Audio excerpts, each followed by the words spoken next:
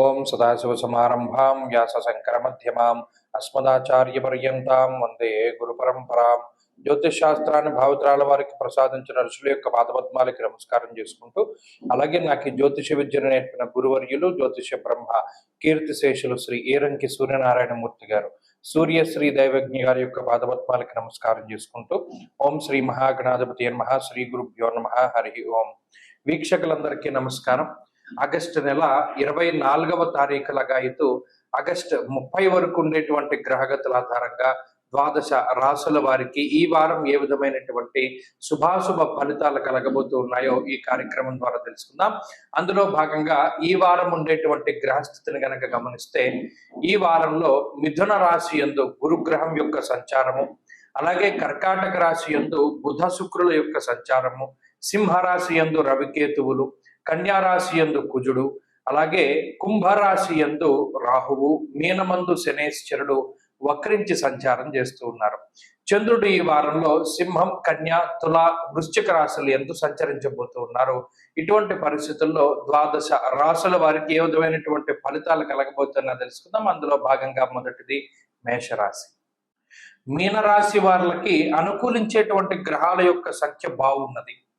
ప్రత్యేకించి పంచమంలో ఉండేటువంటి బుధ శుక్రులు ఈ వారంలో పూర్తి స్థాయిలో చంద్రబలం, అలాగే ఈ రాశి వారికి వక్రించినటువంటి శని జన్మరాశి స్థితి, ఇవి కాకుండా షష్ఠ రవి, అంటే గత వారంతో పోల్చుకుంటే అనుకూలించేటువంటి గ్రహాల యొక్క సంఖ్య పెరిగింది.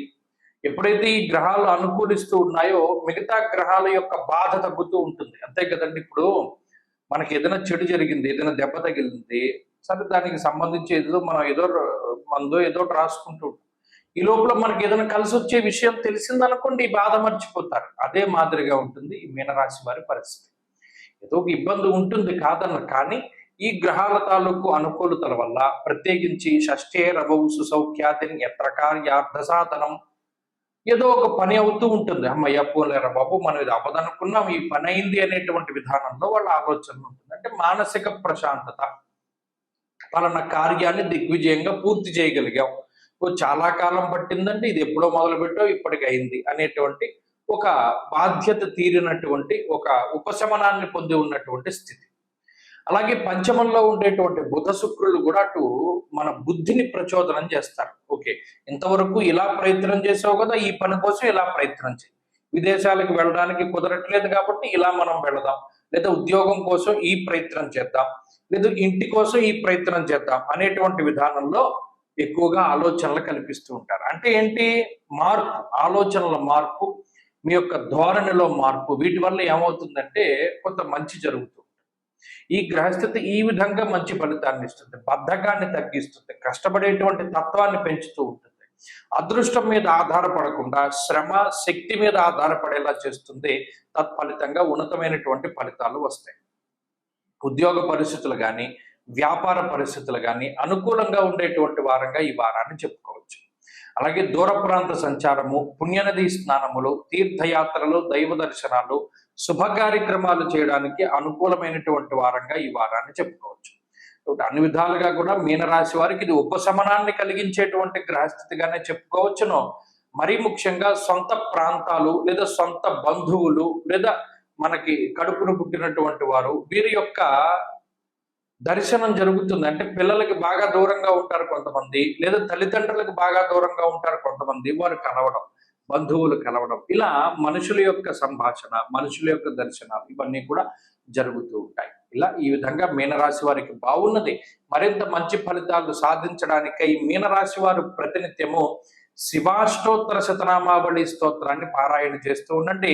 ఈ వారంలో కలిసి వచ్చేటువంటి రోజు శుక్రవారంగా చెప్పవచ్చును. అదృష్ట సంఖ్య 2, అదృష్ట వర్ణము లేత ఎరుపు రంగు.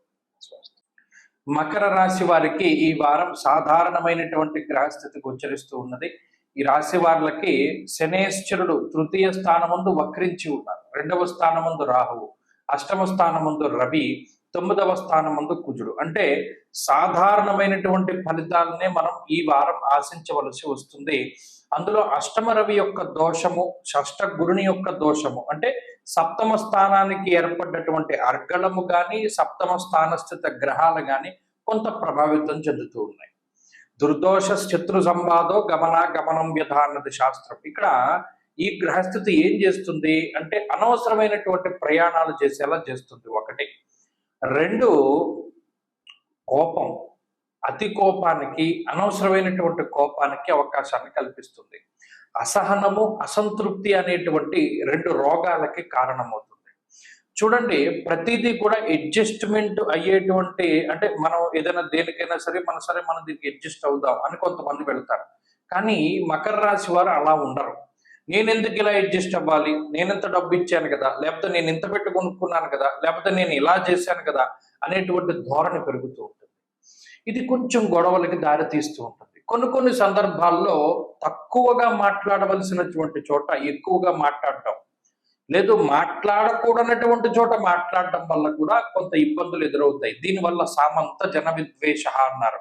అంటే గమనించండి, ఎవరి యొక్క సపోర్ట్ దొరకదు. ఏదో ఒక నిందారోపణ వస్తూ ఉంటుంది. గతంలో నువ్వు ఇలా చేసావు, గతంలో నువ్వు అలా చేసావు అని మకర రాశి వారిని ప్రశ్నిస్తూ ఉంటారు ఏదైనా ఒక సహాయం కోసం అర్థిస్తే.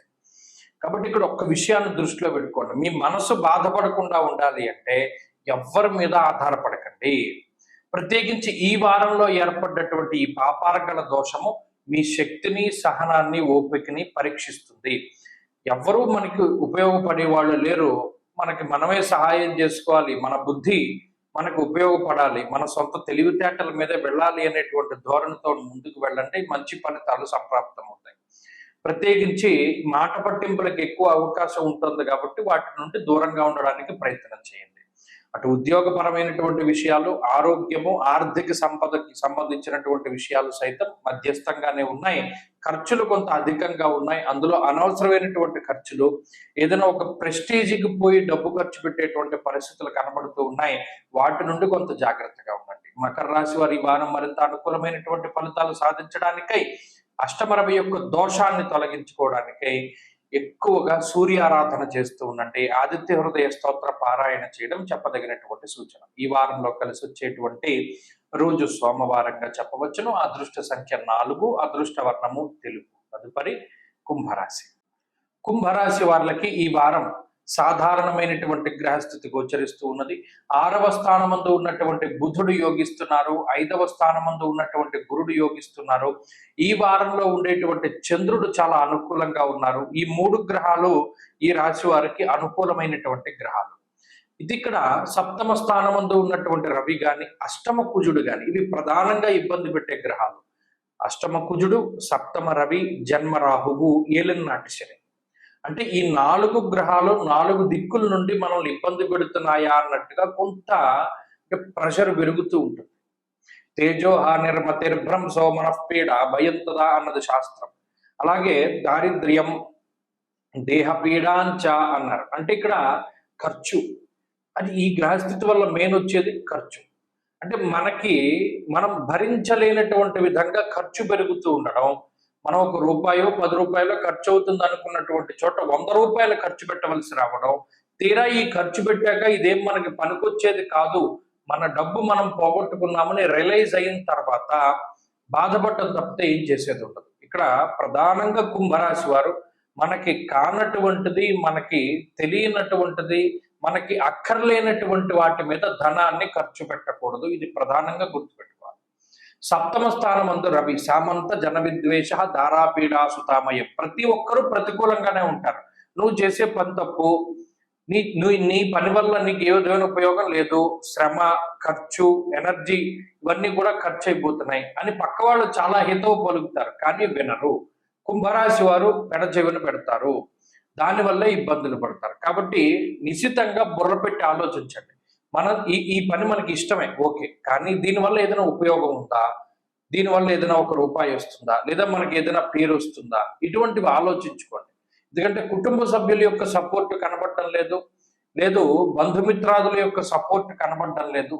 మీరు ఖర్చు పెట్టే డబ్బు వల్ల జనం మీ దగ్గరికి చేరుతున్నారు. ఈ విషయాలను దృష్టిలో పెట్టుకోండి. ఆర్థికంగా బలంగా ఉండడానికి ప్రయత్నం చేయండి. అలాగే చదువు ఇంపాక్ట్ అవుతుంది. ప్రత్యేకించి దూర విద్య, విదేశీ విద్యలు ఎక్కువగా ఇంపాక్ట్ అవుతూ ఉంటాయి ఈ గ్రహస్థితి వల్ల. అంతేకాకుండా ఉద్యోగపరమైనటువంటి విషయాలపై ఎక్కువ శ్రద్ధ చూపించకపోవడం వల్ల ఇది స్వయంకృతాపరాధంలోకి వస్తుంది. ఎక్కువ ఉద్యోగంలో శ్రద్ధ పెట్టకపోవడం వల్ల సమస్యలు వస్తూ ఉంటాయి. కాబట్టి తగినటువంటి సమయాన్ని ప్రతిదానికి కేటాయించుకుంటూ వెళ్ళండి. మంచి ఫలితాలు సంప్రాప్తమవుతాయి. ఆరోగ్య పరిస్థితులు బాగున్నాయి. బుద్ధి గురువుల యొక్క పాదాల దగ్గర పెట్టేయగలిగితే ఆయనే దాన్ని ప్రచోదనం చేస్తాడు. కాబట్టి ప్రతిరోజు దక్షిణామూర్తి స్తోత్రాన్ని చదువుకోండి. మంచి ఫలితాలు సంప్రాప్తమవుతాయి. ఈ వారంలో కలిసి వచ్చేటువంటి రోజు బుధవారంగా చెప్పవచ్చును. అదృష్ట సంఖ్య 4, అదృష్ట వర్ణము లేత పసుపు రంగు. తదుపరి మీనరాశి.